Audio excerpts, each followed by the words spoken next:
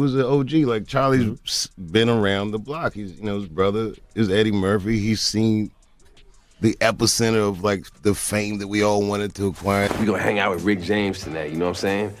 And he comes out the room and I look at him and I'm not bullshit, man. I seen like an orange, his aura or whatever, I seen it. There's nobody like Charlie. Nobody was funnier than that. And some of my biggest laughs in my life are Charlie. I miss my brother. Dave Chappelle built one of the greatest comedy empires in television history, walked away from $50 million without blinking, and called out Hollywood at its worst before coming back stronger than ever.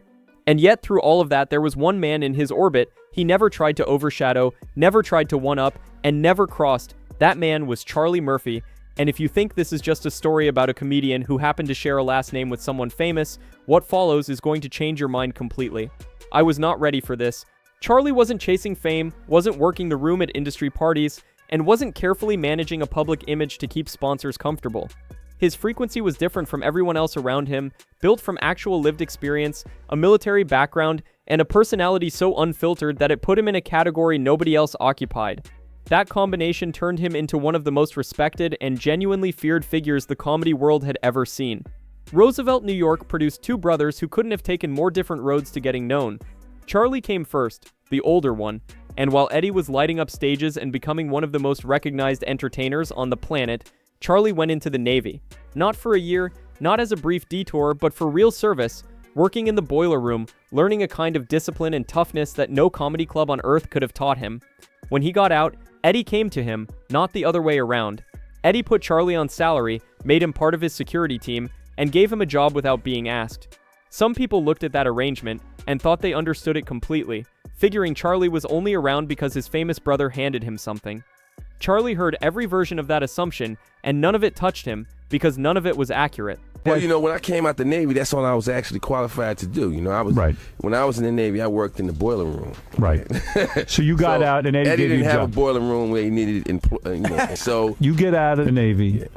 Your brother's a superstar. You're the bodyguard brother, and everyone looks at you like, oh man, he's just there because Eddie's giving him a job. I mean, I never went to my brother and asked him for anything. Nothing. He put you on salary. My brother put me on salary. He gave me a job. I didn't ask him to give me a job. Right. He asked me, do I want to work for him? Right. And all you got to do is hang out and protect Eddie. What those people missed was that the Navy hadn't just given Charlie a job title, it had built something in him that showed up in every room he ever walked into. The calm was real. The confidence wasn't performed. People felt it the moment he arrived somewhere, not as aggression, not as arrogance, but as the quiet certainty of a man who had already been tested by life in ways that most people standing around him simply hadn't experienced yet. Chappelle's show gave Charlie a microphone and a stage, and what he did with that platform was something nobody had quite seen before. The True Hollywood Story segments turned into cultural events. The Rick James story and the Prince story spreading through conversations and living rooms the way only genuinely unforgettable television manages to do. Charlie would settle into that chair, look straight into the camera, and deliver these accounts of his personal encounters with some of the biggest celebrities alive, and every word landed with the weight of something that actually happened. No embellishment for effect, no softening of edges to protect anyone's feelings, just the story exactly as it went down. What most viewers watching those sketches didn't know was that Charlie and Rick James had a real friendship long before any camera captured it.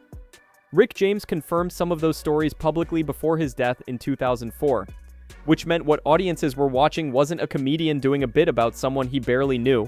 It was documented history between two men who genuinely had a relationship, and that difference between performed story and lived experience was exactly what gave those segments their impossible to fake weight. Neil Brennan, who co-created Chappelle's show alongside Dave, publicly acknowledged that Charlie's personality and style were genuinely difficult to fit into a traditional television format. He didn't hit marks the way producers expected. He didn't play to the camera in ways that made the people running the show comfortable. That friction was real, and certain people wanted less of Charlie in the lineup because of it. What they didn't account for was Dave Chappelle pushing back hard, fighting to keep Charlie on screen because Chappelle recognized something those producers couldn't see from where they were standing. Charlie hadn't been processed by Hollywood, his edges hadn't been filed down by years of telling powerful people what they wanted to hear, and what he brought to that screen was the kind of thing that no amount of money and no amount of development meetings could manufacture. To understand why people who knew Charlie well understood not to test him, You have to look at a story Neil Brennan told publicly about a real situation involving Charlie, a Tech 9, and Eddie Murphy having to step in and remind his older brother face to face that this wasn't a movie and that what was happening was genuinely real. Charlie confirmed the story existed when it came up in an interview. What he wouldn't do was tell the full details on television, and his reason said everything about who he was. The other person involved had resolved things with him privately, and bringing it back out for entertainment would be disrespectful to someone who had already made peace with him. It would be like picking a scab off a wound, he said, and then without missing a beat, I just want to put it this way, I wasn't the one who was scared in that street. He tells this story about you, that there was an actual situation where you grabbed a Tech 9 off a dresser and you were going to deal with a situation of some sort, and your brother Eddie says, hey Charlie, you know this isn't a movie, right? You know that this is real what you're doing right now. Look at that look on his face. You remember the details of that story? Yeah, What I remember the happened details of that story, man.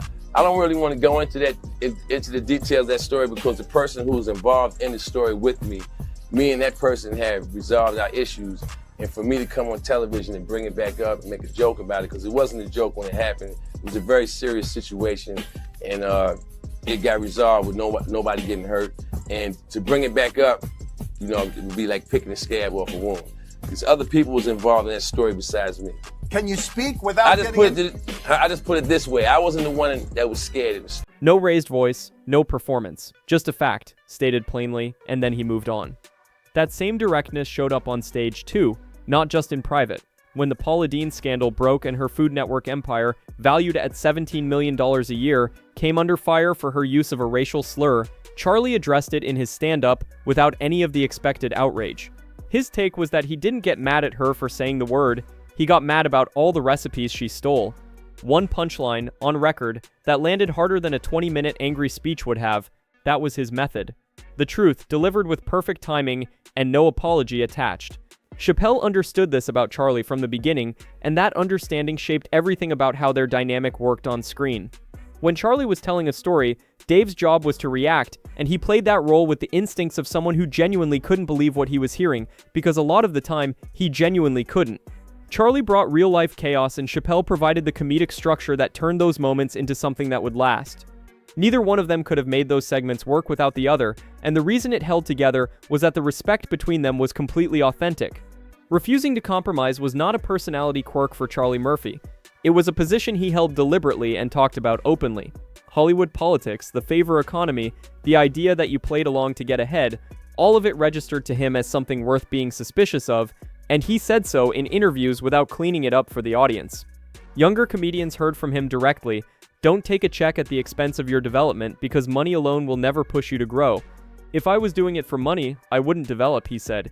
"You have to really love what you're doing to develop, it's in you." The title of his stand-up special, I Will Not Apologize, wasn't a marketing decision. Those 4 words were a summary of everything he believed about his own voice and his right to use it without editing himself for people who found him too raw. Network executives could feel however they wanted to feel about his material. His answer was already in the title. Eddie had shared something with Charlie that stuck with him for years, the observation that once you talk about your life publicly, people feel entitled to comment on it, including people who have no connection to any of it. That's the trap, and Charlie saw it clearly. He chose what he shared it on his own schedule, and the moment the term shifted away from his control, he pulled back. That level of self-awareness and the willingness to actually act on it separated him from nearly everyone else operating in the same spaces. Charlie appeared in Harlem Nights alongside Eddie, Richard Pryor, and Red Fox, sharing a screen with that specific combination of people at one time. Most performers handed that proximity would have worked every angle available, called in every favor, leveraged every conversation into something that moved their career forward.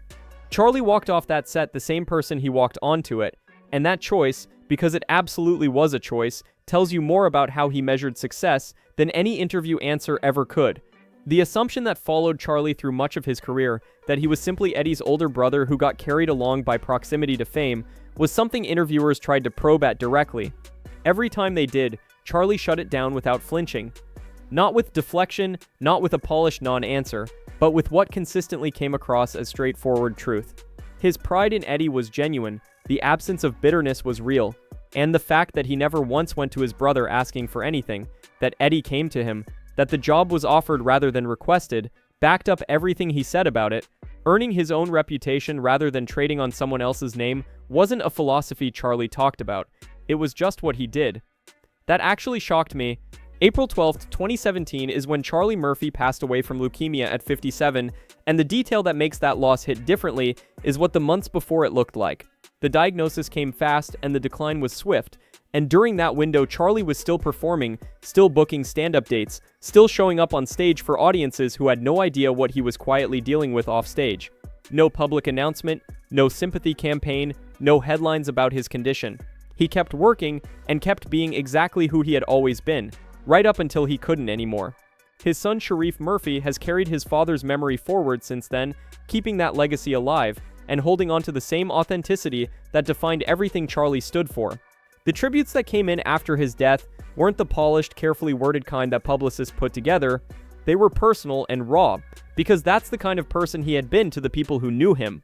Chappelle described Charlie as a good friend and said the entire comedy world was heartbroken, and then he went further, describing a specific lunch where Charlie casually told the story of fighting Rick James, not as a performance, not for any audience, just because it happened and it was funny and true.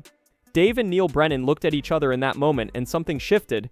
It literally changed our lives, Chappelle said years later. It's a very large part of the reason that I got to be successful. Like literally, he changed my life just by saying, I fought Rick James many times. We were like, what? But no, he said he fought Rick James many times. He tell us his story at lunch, and it literally, from then on, it changed our lives. That lunch table story became one of the most watched comedy segments in television history, and the man who told it didn't even know he was pitching something. He was just being Charlie. The comedy world, the entertainment industry more broadly, gets built largely on people being afraid. Afraid of the wrong role, the wrong headline, the wrong executive hearing the wrong thing at the wrong moment. Charlie operated in that world without carrying any of that fear, not recklessly, not without thought, but with the settled certainty of someone who had decided a long time ago that fear wasn't going to be the thing steering his decisions. Everyone who spent real time around him understood that you didn't play games with Charlie Murphy. You couldn't use him, couldn't get one over on him, and the people smart enough to recognize that and respect it, Chappelle being the clearest example, got something back that couldn't be bought anywhere. A real collaborator, a genuine friend, and someone whose presence made everything around him more honest and more alive. A man who kept performing while battling an illness nobody knew about, who never asked his famous brother for a single favor, who turned a story told at a lunch table into television history, and who looked into a camera and stated without any drama that he wasn't the one who was scared in that street. That man was never a supporting character in anyone else's story. He was the main event on his own terms, and the comedy world has been quieter without him in it. Drop your thoughts in the comments about who carries that same energy today, and whether Charlie Murphy's legacy has ever gotten the full recognition it actually deserves. And don't forget to subscribe to the channel. I'll see you in the next one.